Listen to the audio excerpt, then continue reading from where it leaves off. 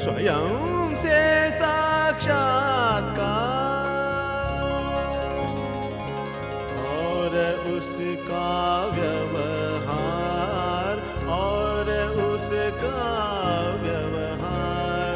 इसी को कहते हैं अपरोक्षानुभूति, इसी को कहते हैं अपरोक्षानुभूति तथा स्वानुभूति सार, तथा स्वानुभूति सार, तथा स्वानुभूति सार।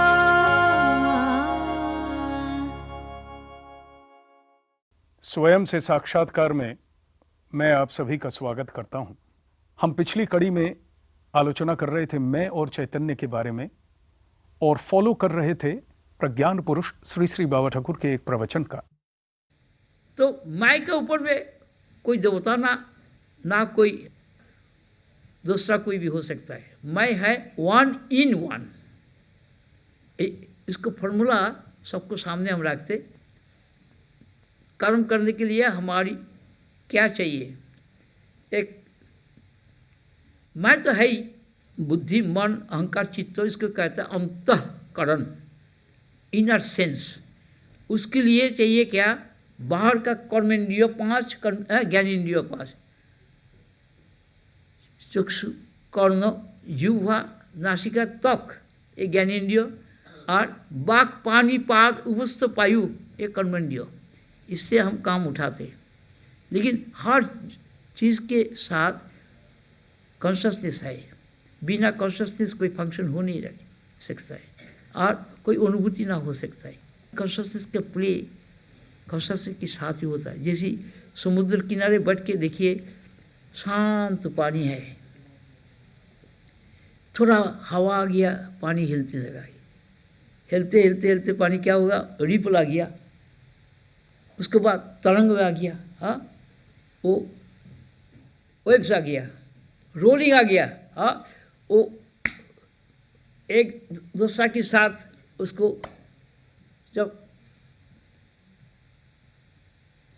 मिलता है तब भी पानी बन के पानी बन जाता है। अवॉइडिंग रियलिटी होता है पानी। तो हमारी जीवन का जितना भी अवॉइडिंग रियलिटी वो है मैं, that means consciousness. Consciousness and मैं वन रियलिटी। ये चैतन्य के बारे में बड़ी अच्छी अपने स्वानुभव सिद्ध ज्ञान से इन चीज़ों का हमें परिवेशन कर रहे हैं। ये कोई किताब पढ़ के, किसी से ज्ञान सुन के ये विद्या नहीं है। ये विद्या उनके अंदर से स्वतःस्फूर्त तरीके से उद्गित हुई, ये वो विद्या है। चैतन्य की प्रकाश लीला में चैतन्य का स्वरूप है स्वानुभव और उसका प्रकाश है स्वानुभूति। स्वानुभव देव चैतन्य स्वयं है, लेकिन जब वो अपने आप को प्रकाशित करता है, रिवील करता है इस वर्ल्ड के रूप में, तो वो है स्वानुभूति। चैतन्य के लिए वो स्वयं की अनुभूति है, केवल स्वयं की अनुभूति ही रिवील हो रही है। हमें भले ही अलग अलग चीज़ें दिखती हैं, लेकिन चैतन्य को केवल चैतन्य ही दिखता है और कुछ दिखता नहीं है। स्वानुभूति के माध्यम से ही स्वानुभव देव भूमा चैतन्य एब्सोल्यूट कॉन्शियसनेस निरंतर जगत नाटक का अभिनय करता है। Sportful dramatic same side game of self consciousness. ये एक ऑगस्ट प्रोक्लेमेशन है बाबा ठाकुर की, एक ओरिजिनल कॉइनेज जो उनके भीतर से उद्गित हुई है। The world phenomena is the same side game of sportful, dramatic, same-side game of self-consciousness. This world phenomena is the sportful, dramatic, same-side game of self-consciousness. आत्म चैतन्य का क्रीड़ापूर्ण, स्पोर्टफुल, ड्रामेटिक, नाटकीय, एक तरफा खेल, अपने साथ अपना खेल है। ये जगत लीला, ये समस्त जगत यही है और कुछ नहीं है। सत्ता और शक्ति जैसे अभेद हैं, स्वानुभव और स्वानुभूति भी वैसे ही अभेद हैं। दोनों के बीच का संबंध है माधुर्यपूर्ण प्रेम का संबंध। इसी को स्वभाव संबंध भी कहा जाता है। प्रेम पूर्ण माधुर्य का संबंध। प्रेम हम देख चुके हैं, प्रेम इज लव एब्सोल्यूट। प्रकृष्ट रूप से यही माँ है, महत है, माधव है, महेश है। प्रेम का पनिंग करके ये वर्ड प्र ई म करके बाबा ठाकुर के अंदर ये डेफिनेशन उद्गित हुई है। प्रकृष्ट रूप से यही जो भी कुछ है जगत में, यही महत है, माधव है, महेश है, माँ है। शक्ति शिव शैवाइत, माधव कृष्ण वैष्णवाइट्स और महत गुरु। तो इस स्थिति में स्वानुभूति और स्वानुभव ये दोनों एक ही हैं, लेकिन चूंकि पहले वाले पॉइंट में इनको जरा विश्लेषण करते वक्त, समझाते वक्त अलग अलग दिखाया गया था, तो इसको क्लियर कर दिया गया नेक्स्ट पॉइंट में कि सत्ता और शक्ति यानी the existence itself and its energy, the background consciousness and its energy, सच्चिदानंदमय माँ और सच्चिदानंदमय सत्ता, ये दोनों एक ही हैं, अभेद हैं। ठीक उसी तरीके से स्वानुभव और स्वानुभूति भी अभेद हैं। दोनों के बीच का संबंध है माधुर्यपूर्ण प्रेम का संबंध। इसके अंदर कहीं दरार नहीं है, कोई डिफरेंस नहीं है। किसी अलग अलग वस्तु के बीच के अंदर एक प्रेम का या माधुर्यपूर्ण संबंध सोचते हैं, लेकिन ये माधुर्य इतने ऊंचे लेवल का है, सुप्रीम लेवल के माधुर्य की बात हो रही है, जहां पे दो नहीं हैं, एक ही हैं। इसी को स्वभाव संबंध कहा जाता है। स्वभाव इसलिए क्योंकि जब प्रकाशित हो रहे हैं, स्वानुभव देव जब प्रकाशित हो रहे हैं तो स्वभाव के द्वारा ही प्रकाशित हो रहे हैं, तो इसीलिए इसको स्वभाव संबंध भी कहा जाता है। प्राण चैतन्य की चतुर्विध अभिव्यक्तियां क्या हैं? पथ्य, तथ्य, तत्व और परम तत्व स्वरूप। पथ्य, पथ्य इज ग्रॉस फूड। ये जो हम वस्तु, खाद्य आदि की बात करते हैं, ये हो गया पथ्य। ये पथ्य सब ग्रहण करते हैं, हर किस्म का जीव इस पथ्य को ग्रहण करता है। इसके बाद आता है तथ्य। तथ्य आ गया अंदर, अनुभूति, अनुभव, अनुभव से जो ग्रहण होता है वो हो गया पथ्य। इसके बाद है तत्व। तत्व यानी सार, द एसेंस, द प्रिंसिपल। और इसके बाद है परम तत्व स्वरूप में चैतन्य प्रकाश करता है। प्राण चैतन्य की चतुर्विध अभिव्यक्ति को पथ्य, तथ्य, तत्व और परम तत्व स्वरूप में ही चैतन्य प्रकाश करता है, व्यवहार करता है और अनुभव करता है। जीवन में ये चतुर्विध अनुभूति क्रमानुसार कर्म, योग, ज्ञान, भक्ति के व्यवहार रूप से अभिव्यक्त होती है। कर्म अर्थात जो बाहर, हमने अपनी एक कड़ी में देखा था, कर्म है बाहर और धर्म है अंदर। बाहर केवल धर्म का आभास है, धर्म नहीं है बाहर, बाहर केवल कर्म है। तो पथ्य का जो जगत है वो है कर्म का जगत। उसके बाद कहते हैं योग। योग का जो जगत है वो अंतर का जगत है, जिसमें मन का व्यवहार हो रहा है। योग क्रिया में मन का व्यवहार हुआ। इसके बाद है ज्ञान, इसके बाद है भक्ति। बाबा ठाकुर के अंदर जो सत्य उद्गित हुआ, उसके अंदर भक्ति का जो स्थान है वो सुप्रीम है। ज्ञान जब अंदर उदित हो गया, उसके बाद की जो भक्ति है वही केवल है अद्वैत की भक्ति। इससे पहले की भक्ति है द्वैत की भक्ति, जिसमें मैं अलग हूँ और ईश्वर मेरे से अलग हैं, और मैं ईश्वर का दास बन के, भक्त बन के भक्ति कर रहा हूँ। तो इस भक्ति में बहुत किस्म की दरारें बीच में आ जाती हैं। बहुत दफ़ा ऐसा हमने बहुत सुना है, भक्तों के जीवन को जब देखा है, भक्तों के अंदर विषाद पैदा होता है, दुख पैदा होता है, कष्ट पैदा होता है। इसका मतलब क्या हुआ? ये पूर्ण एक में प्रतिष्ठित नहीं है। ईश्वरीय बोध में पूर्ण प्रतिष्ठित जब हो गया भक्त, ईश्वर और भक्त में कोई दरार नहीं रह गई, कोई गैप नहीं रह गया, दोनों मिलके एक ही हो गए। ये जो स्थिति है, ये स्थिति से रियल भक्ति शुरू होती है, जहाँ पे दो नहीं हैं, ईश्वर और मैं एक हैं।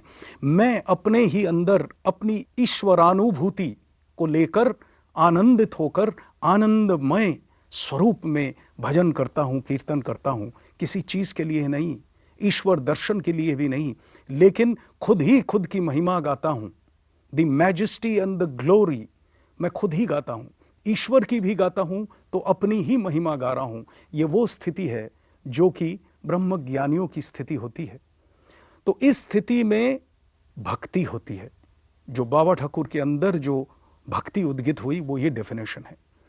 इससे पहले ज्ञान आता है। ज्ञान भी परिपूर्णता है, ज्ञान भी एक पूर्ण स्थिति है कि मैं और ईश्वर एक ही हैं और मिलके हम एक हो गए हैं। तो कर्म, योग, ज्ञान, भक्ति इक्वेट हुआ पथ्य, तथ्य, तत्व, परम तत्व। जो हमारी बातें हो रही हैं ब्रह्म ज्ञानी के अंदर से उद्गित हुई बातें हैं। तो साधारण जैसी हम भक्ति या धर्म की आलोचना करते हैं ऐसी नहीं होगी, ये और बहुत गहराई की चीज़ होगी। हमें थोड़ा सा अध्ययन करना पड़ेगा। हो सकता है कि बहुत सारे दर्शकों के लिए ये नया हो, लेकिन ये अध्ययन केवल स्वयं का ही अध्ययन है। ये सारी चीज़ें जो यहाँ पे डिस्कस की जा रही हैं, आलोचित हो रही हैं, ये सारी चीज़ें हमारे ही अंदर हैं, लेकिन हम अज्ञात हैं। और ब्रह्म ज्ञानी की वाणी सुनते सुनते ये ज्ञान हमारे पास वापस आ जाएगा, केवल श्रुति विद्या के माध्यम से आएगा। स्वबोध स्वरूप आत्मा स्वबोध में ही स्थित हैं और स्वबोध में ही अनुभव सिद्ध होने के कारण उन्हें स्वानुभव देव कहा जाता है। हम कहते हैं प्रज्ञान पुरुष स्वानुभव देव श्री श्री बाबा ठाकुर। तो ये स्वानुभव देव क्या है, यही डेफिनेशन आई।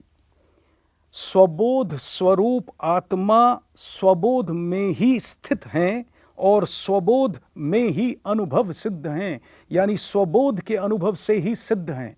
अलग किसी वस्तु का अनुभव नहीं है, केवल स्वबोध यानी अपने आत्म स्वरूप का ही अनुभव है वहां। तो इसी में अनुभव सिद्ध होने के कारण उन्हें स्वानुभव देव कहा जाता है।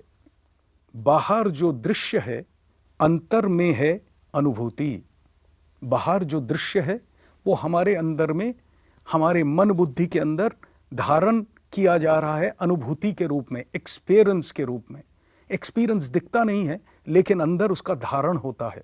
तो मन बुद्धि के अंदर एक्सपीरियंस के रूप में बाहर जो दृश्य है, इस दृश्य को हम समझते हैं अपने एक्सपीरियंस से जो हमारे अंदर आता है। एक्सपीरियंस नहीं होगा तो दृश्य का कोई मूल्य नहीं है। किसी भी चीज को समझने के लिए एक अंदर एक्सपीरियंस होना जरूरी है उस चीज का। वस्तु चाहे स्थूल है, ग्रॉस है बाहर, लेकिन अंदर उसका एक एक्सपीरियंस होना जरूरी है।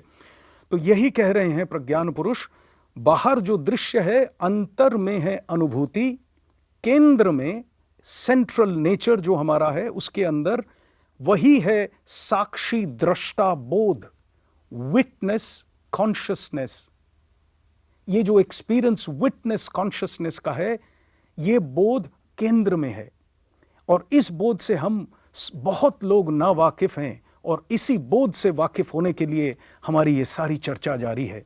तो केंद्र की स्थिति में जाके, सेंट्रल नेचर में जाके साक्षी दृष्टा बोध है। साक्षी दृष्टा के रूप में वो सब कुछ देख रहा है। अंतर के अंदर जो अनुभूति हो रही है, इन दी इनर नेचर, जो हमारा इनेट नेचर है, स्वभाव के अंदर जो अनुभूति हो रही है, उसका भी दृष्टा है ईश्वर। ये केंद्र की जो स्थिति है ये ईश्वरीय स्थिति है, उसका भी दृष्टा है ईश्वर। और बाहर जो ऑब्जेक्ट के रूप में, स्थूल ऑब्जेक्ट के रूप में दिख रहा है, उसका भी दृष्टा है ईश्वर। तो इन दोनों का दृष्टा है ईश्वर और दृष्टा ही है, स्वबोध में प्रतिष्ठित है। इसीलिए कहा जा रहा है केंद्र में वही है साक्षी दृष्टा बोध। अब केंद्र के भी पीछे जो फोर्थ स्टेट है हमारा, द सुप्रीम मोस्ट स्टेट, पक्के मैं की अवस्था, वो क्या है? चतुर्थ तूर्य में सर्वमय विज्ञाता प्रभु आत्मा एवं यह सब मिलकर स्वानुभव देव पुरुषोत्तम परब्रह्म परमात्मा पक्का मैं है। ये जो वर्ड्स यूज किए गए ये कुछ नहीं, ये सिर्फ डिस्क्राइब कर रहे हैं हमारे आत्म स्वरूप को। बारंबार इन बातों को सुनते सुनते यही हमारा आत्म स्वरूप उजागर हो जाता है श्रवण के माध्यम से। तो बाबा ठाकुर अपने प्रवचन का जो अंश हमने सुना उसको अंत कर रहे हैं ये बोल के कि यही है जीवन की अबाइडिंग रियलिटी। जैसे समुद्र की अबाइडिंग रियलिटी है समुद्र का पानी, सोने के गहनों की अबाइडिंग रियलिटी है सोना। जब गहना अगर टेबल पे आप रख दें तो सब गहने की आकृति को देखेंगे, डिजाइन को देखेंगे, लुक को देखेंगे, कौन सा कैसा देखने में लग रहा है, और उसको देख के गहना सिलेक्ट करते हैं। लेकिन गहने की जो अबाइडिंग रियलिटी है, असली सत्ता है, वो है सोना। उसी गहने को पिघला के दूसरा बना लीजिए, तीसरा बना लीजिए, चौथा बना लीजिए, जो चाहे वो बना लीजिए। तो ये जो असली जो एसेंस है, जो तत्व है, उसकी तरफ निगाह हमारी कम जाती है। हम ऊपर ऊपर का जो रूप है उसको ज़्यादा पसंद करते हैं देखना, और वो जो डिज़ाइन पैटर्न है उसको देख के ही अपने जीवन को जीते हैं। सारे सिलेक्शंस हमारे डिज़ाइन पैटर्न से हैं। ये कपड़ा अच्छा लगता है, ये अच्छा नहीं लगता। स्वाद में ये खाना ठीक है, वो खाना ठीक नहीं है। आंखें ये देखना चाहती हैं, ये देखना नहीं चाहती, क्योंकि वो दर्शन करना उसको अच्छा नहीं लगता है। तो ये जो good and bad, right and wrong, सत्य और मिथ्या, दिन और रात, ये जो एक वेरिएशन है, इस वेरिएशन का जीवन जीते जीते हमें जो अपना वेरिएशन लेस, जहाँ पे कोई वेरिएशन नहीं है, साक्षी दृष्टा हमारा स्वरूप है, इसको भूल गए हैं। और इसी स्वरूप को याद करने के लिए इतनी सारी बातें की जा रही हैं। अंत में बाबा ठाकुर कहते हैं इस प्रवचन के अंश के, कॉन्शियसनेस एंड मैं आर बट वन रियलिटी। सिर्फ एक ही तत्व है, एक ही रियलिटी है, चैतन्य और मैं। तो आज के इस प्रवचन के मुताबिक हमको ये पता चलता है कि I and consciousness are but one reality. एक ही है, मैं और चैतन्य, और कुछ नहीं, केवल एक ही सत्ता है, एक ही सत्य है, एक ही तत्व है।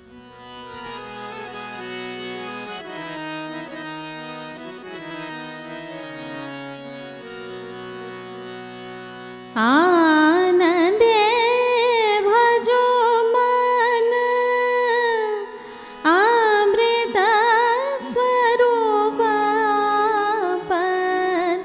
आनंदे भजो मन अमृत स्वरूप अपन। आनंदे भजो मन अमृत स्वरूप अपन। नित्य शुद्ध बुद्ध मुक्त शाश्वत सनातन। आनंदे भजो मन।